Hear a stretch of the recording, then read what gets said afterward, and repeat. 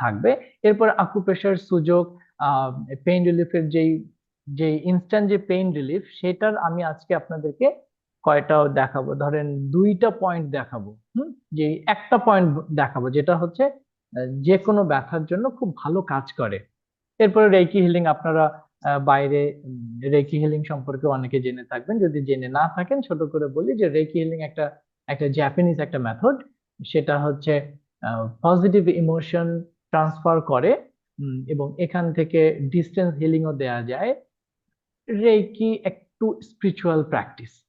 Music therapy for chronic pain, এইটা আজকে আমাদের এখানে কি আম, আমাদের এখানে জাস্ট একটা সেশন ছিল, ওয়েট লসের সেশন। সেই আপাটা কালকে বলছিল, আজকে বলছিল, দাদা কালকে যে মেডিটেশনটা করেছিলেন ওইটা খুবই ভালো ছিল।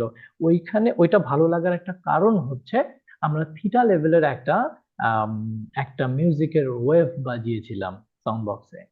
তো একটা সাউন্ড যখন আপনাকে থিটা লেভেলে হিট করবে, আপনার ফ্রিকোয়েন্সি যখন থিটা লেভেলে যাবে, আমি আমি থিটা লেভেলের মিউজিকটা আমি দিয়ে দেব, আপনারা খেয়াল করে শুনবেন, আপনি চাইলেও আর উম, উত্তেজিত হতে পারবেন না। আপনি যেন কাম পায়, যেন একটু ঠান্ডা শান্ত এই অবস্থায় চলে যাবেন। আর এইটা যাদের পেইন খুব বাড়ে যে কোনো ব্যথায়, তখন তাদেরকে শান্ত থাকতে বলা হয়। কিন্তু শান্ত থাকাটা আর রাখাটার মধ্যে অনেক পার্থক্য আছে। আমি জোর করে রাখতে চাই না, আমি শান্ত যেন থাকে সেইটা যদি করতে পারি তাহলে আর রাখতে হবে না, এ অটোমেটিক থাকবে। তো এই কারণে মিউজিক থেরাপি খুবই ভালো কাজ করে। আমাদের ইউনিভার্সিটিতে আমরা দুটো ডিগ্রি নিয়েছি মিউজিক থেরাপির উপরে। আর আমি ভীষণ লাকি যে আমার বাবা মা আমাকে ছোটবেলা থেকে গান, তবলা এগুলোর সাথে দিয়েছে। তো সেই সূত্র ধরে আমার স্যার ডক্টর সুব্রত কুমার ভট্টাচার্য, আমাদের মিতা আপা, এহসান ভাই চিনেন।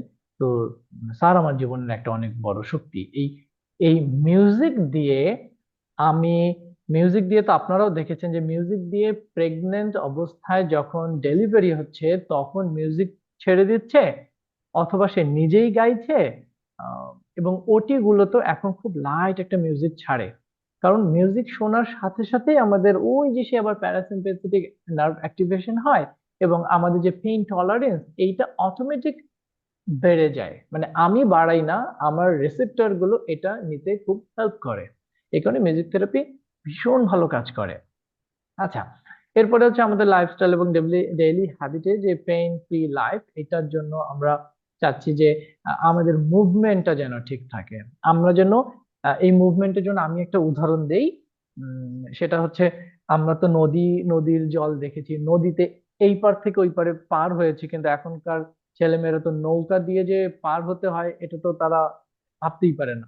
হ্যাঁ, কারণ এখন তো সেতু হয়ে গেছে। কিন্তু আমরা দেখেছি যে নদীর কিনারার যখন কচুরিপানাগুলো থাকে, বা নদীর কিনারার যেই জলগুলো, সেগুলো আসলে কোনো কাজের না, এগুলোতে বিভিন্ন রকম ছোট ছোট ময়লা এসে জমা থাকে। কিন্তু নদীর মাঝখানের যে জলটা থাকে সেটা পরিষ্কার। এবং অনেককে দেখেছি ওই নদীর জলটা তুলে সে বাড়িতে নিয়ে যায়, তারপরে সেটা ছেঁকে ছেঁকে ছেঁকে ছেঁকে সে আবার ওটা খাবার বা রান্নার অন্যান্য কাজে ব্যবহার করে। সোজা হিসাবে যদি আমরা বলি, যেই পানিতে স্রোত আছে সেটা ব্যবহারযোগ্য, যেটা থেমে আছে সেটা ব্যবহারের অযোগ্য। আপনার শরীরের 72% বেশি হচ্ছে ওয়াটার এলিমেন্ট।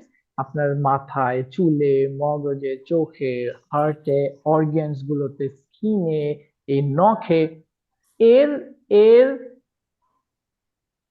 সবকিছু তো পানি।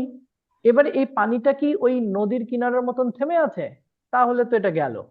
আর যদি এটা আমার মুভমেন্টের মধ্যে থাকে, এটা যদি আমি সার্কুলেট করি, তাহলে এখান থেকে অক্সিডাইজ হতে শুরু করবে, এবং এটা আমার খুব ফ্রেশ হবে, এবং আমার ইন্টারনাল মুভমেন্ট চলতে থাকবে, যেটা আমরা ব্রিদিং এর দিয়ে করি, আমরা মুভমেন্ট দিয়ে করি।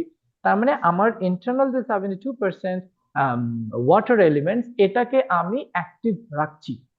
আমরা কতজন এটা রাখি? দা- দাদা আমি একটু ইন্টারজেক্ট করি আপনার এই বলার Sure. সাথে সাথে আমি একটু সাইন্টিফিক ওয়েতেও একটু ওনাকে ওনার এই যে যেগুলো বলছেন যে Sure. মুভমেন্ট হাইড্রেশন আমার পার্সোনাল মেডিকেল এক্সপিরিয়েন্স থেকে আমি একটু শেয়ার করি। সেটা হচ্ছে যে আহ, আমরা যারা আহ, আপনি খেয়াল করবেন যদি কেউ কারো ফ্র্যাকচার হয়ে শুয়ে যায়, পড়ে যায়, বিছানায় পড়ে যায়, তাদের আয়ু কিন্তু অনেক কমে যায়।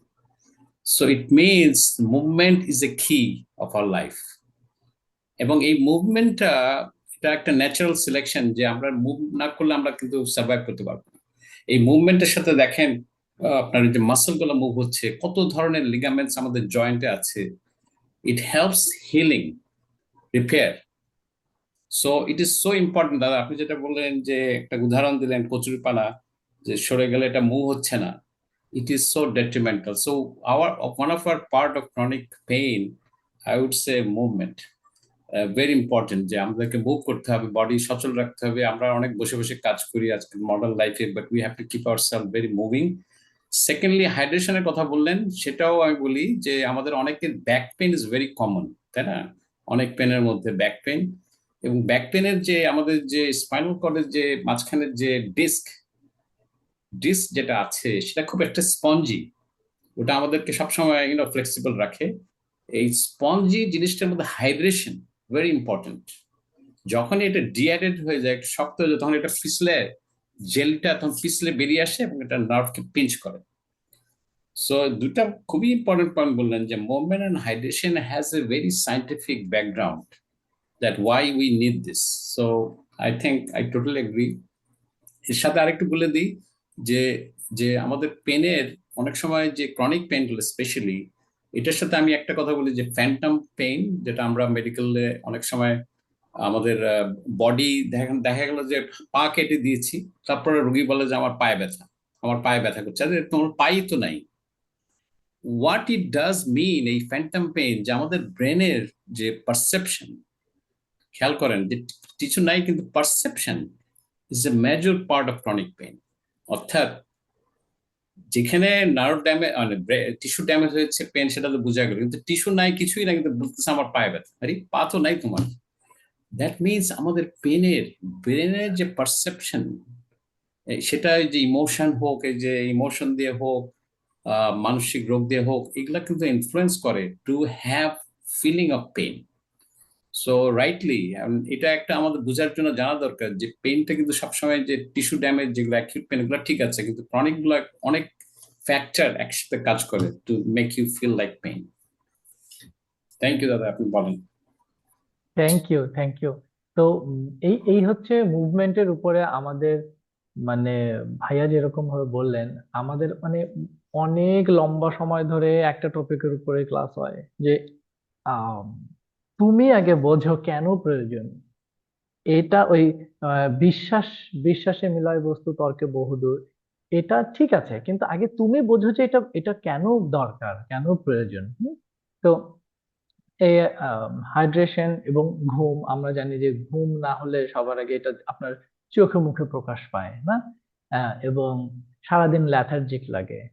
তো এইটা হচ্ছে আর এক সমস্যার কারণ। তো এই কারণে এই রেস্ট খুব ইম্পর্টেন্ট, এবং রেস্টের সাথে আমি এই স্লিপটার সাথে আমি রেস্টটাকে বলি, যদি আমরা এখানে লিখে নিই, আমাদের আসলে ঘুমের প্রয়োজন হয় না, আমাদের আসলে রেস্টের প্রয়োজন হয়, একটু বিশ্রামের দরকার হয়। এবং মজার ব্যাপার হচ্ছে, আপনি যদি আপনার চোখটাকে একটু বন্ধ করে রাখেন, আপনার ব্রেইনের যে ইনপুট, এটার একটা বড় দরজা বন্ধ করে দেবেন।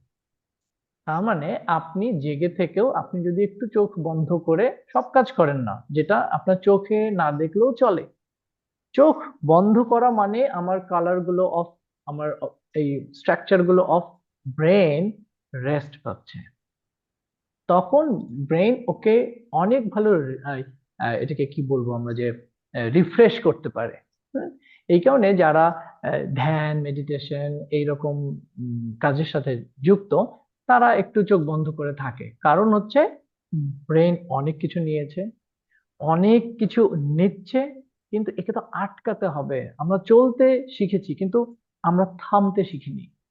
তো যদি আমি থামি, তার মানে আমি আবার রেস্ট, আবার কাজ করছি, আবার রেস্ট, তো সব সময় এটা চলতে থাকে। এই কারণে আমাদের আসলে স্লিপ ইম্পর্টেন্ট না। এবং আপনারাও জানেন যে আপনি 6 ঘন্টা, 8 ঘন্টা, 10 ঘন্টা ঘুমোতে দেখেছেন, কিন্তু তারপরও বলে যে হচ্ছে আমি, আমার কিন্তু রেস্টলেস লাগছে, আমি কিন্তু এনার্জি পাচ্ছি না, বিকজ অফ ওই ঘুম হয়েছে, চিন্তা করতে করতে ঘুমিয়েছে, চিন্তা করতে করতে উঠেছে, কিন্তু তার রেস্ট হয়নি, তার ঘুম হয়েছে। তো যাই হোক, এটা অনেক লম্বা গল্প। তারপর হচ্ছে how to prevent pain through correct the sitting, standing and working posture. তো আমি আবার একটু ইয়োগায় যাব। হ্যাঁ, তার আগে আমরা ওটা বলে নিই যে ন্যাচারাল পেইন রিলিফ রেমিডিজ আমরা বিভিন্ন রকম হার্বস নিতে পারি। আপনারা কে কে শান্তি নিকেতনে গেছেন বা বা হচ্ছে এটা এই হার্বসটা হচ্ছে আমি কিছুক্ষণ আগে বলেছি ওদেরকে। উম, আরে আরে আরে দেখো ভুলে গেলাম। ওই একটা পাতা আছে না, আকন্দ পাতা। হ্যাঁ, আকন্দ পাতা হচ্ছে আমাদের পেইন ম্যানেজমেন্টের জন্য ভীষণ ভালো। তো আমি এবার যখন গেলাম আমি দেখি যে একটা গ্রামে খালি রাস্তার দুই ধারে আকন্দ পাতা। তো এরপরে ওনাদেরকে জিজ্ঞেস করলাম এত পাতা কেন এবং কাটে না, তখন বলে যে মানে এই এই এই আকন্দ পাতা এই গ্রামের হচ্ছে মহৌষধ।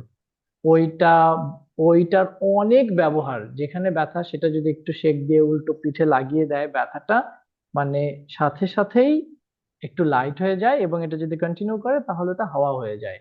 তো ওই গ্রামে দেখলাম যে তেমন কারো অসুখ হয় না। আমরা জিজ্ঞাসাও করলাম যে তোমাদের এখানে হাসপাতাল তো অনেক দূরে, অসুবিধা হয় না? তখন বললো যে শুধু গাছগাছরা থেকেই আর সকালবেলা উঠে, ওই যে সকালবেলার হাওয়া 1000 টাকার দাওয়া, সকালবেলা উঠে ওরা অনেক বেশি অক্সিজেন পায়, মাটি কাটে, ওরা কাজ করে, মুভমেন্ট থাকে। তো ওদের ওদের ওরা যদি ভালো, ওরা ভালো থাকবে না তো কারা ভালো থাকবে বলেন? তো এই হার্বস, তারপরে সেলফ মাসাজ যে টেকনিক, এইটা আমরা ইয়োগাতেই বলছি যে এই সেলফ মাসাজটা ধরেন বাইরে থেকে আসলে এটা না, এটা আমাদের ইন্টারনাল মাসাজ গুলো দরকার। আমরা আপনাদের খালি পেটে যদি থাকেন তাহলে আমাকে একটু বলবেন, কারণ আমরা ধরেন কিছু ইন্টারনাল পেটটাকে একটু পাম্পিং করানো বা অন্যান্য কিছু করব, যেটাতে আসলে এই সেলফ মাসাজের পার্ট গুলো আসবে। আমি আবার একটু স্লাইড থেকে বের হয়ে আমরা আবার ওই যে পশ্চার কারেক্টে যাব।